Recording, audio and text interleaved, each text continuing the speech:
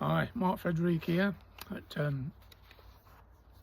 Le Charcuterie Anglais with a question that's coming from Maria.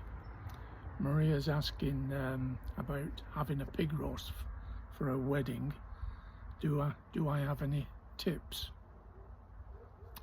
Well, I don't want to blow my own trumpet, but years ago, probably had in the UK, that is, probably had the biggest pig roasting business going in the country.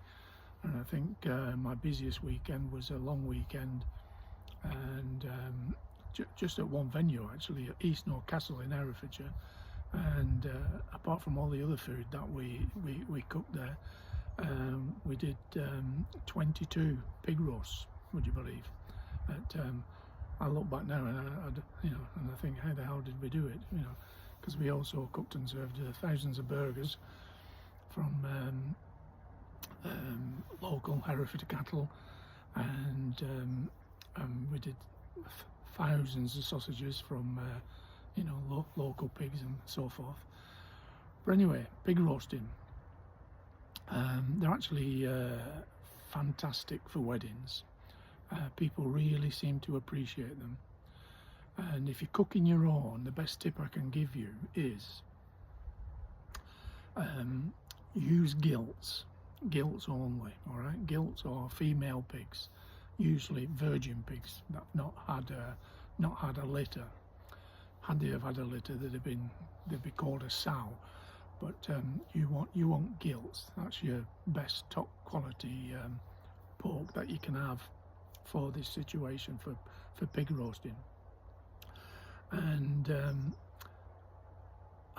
gilts offer a lot more meat in the right areas over boars, because female pigs, bless them, they've got the back end is built for and for having piglets and creating families. So she's got more meat on the back end, and she's got a little bit less at the shoulder end than a boar. A boar's all big on the shoulder, okay, and then he's smaller at the back end. Now with pig roasting, you want to be, just say, assuming you cooked it in a pig tray, if it was oven cooked. Spit roasts are good, but tray system's better.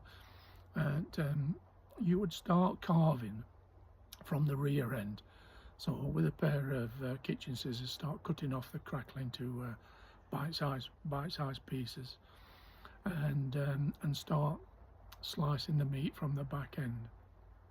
Like I said, if you're using gilts, you've got all that good meat and a lot of it at the back end to get through, so it'll take you quite a while. And 55 kilo deadweight pig is going to offer you about, it'll guarantee you 120 servings.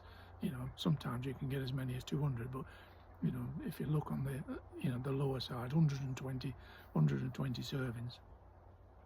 And work your way up to the front. All right, at the front, at the shoulder end, the pig's got two massive, one either side, shoulder blades. In some cases, the size of a small plate. So when the heat of the oven is coming against the pig, it hits the shoulder blade, and the heat deflects and comes back, and it just keeps doing that all the time. So the meat behind the shoulder blade takes ages to get cooked, because it's difficult for the heat of the oven to get around that shoulder blade to cook the meat behind it. Anyway, assuming your pig has had enough time in the oven and it's fully cooked, by starting at the back end, you're serving the best portions first anyway.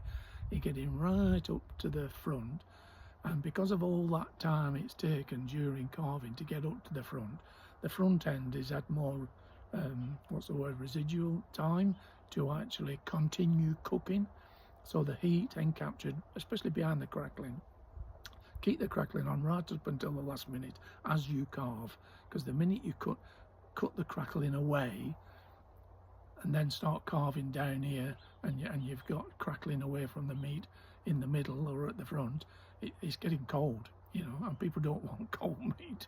All right, so save cutting off the crackling until the last minute before carving in that area. Anyway, back up to the front end. You've given it as much time as you possibly can, and giving it the best chance for all that meat behind the shoulder to get cooked. And another reason for avoiding boars is, not in all cases, but in some cases, boars carry what's called boar taint. All right, and boar taint is it's all to do like with the hormones of people who pick up on the hormones of boar taint, and it's mainly women, okay, rather than men. Us men tend not to pick up on boar taint, you know, like I say, it's all to do with the hormones and stuff. I don't know the full science behind all that, but I do know this, like women pick up on it far easier than men, and the meat can taste a bit pissy as well, so it's not very nice. So to avoid, especially at a banquet of a wedding and things, and you want the meat to be pleasant. You don't want a load of lady guests at the wedding pulling their faces because it's got, you know, boar taint, and they're leaving the meat on the plate, blah blah blah. It's okay for us blokes, we just put our forks over and take it, because we can't taste boar taint. So there's another good reason for for not using boars. And again, like I said, you know, you want right about approximate at least a 55 kilo dead weight pig, you know, to be offering you about 120 portions of meat, you know, for this style of eating at weddings. So I hope that helps with your question. Oh, something else. Be careful with traditional breeds for pig roasting. You want to go for one of the more commercial style pigs, all right, breeds of pigs if you can, because the traditional breeds, they carry a lot of fat, which is great. You know, the fat is the best part of the pig in my opinion.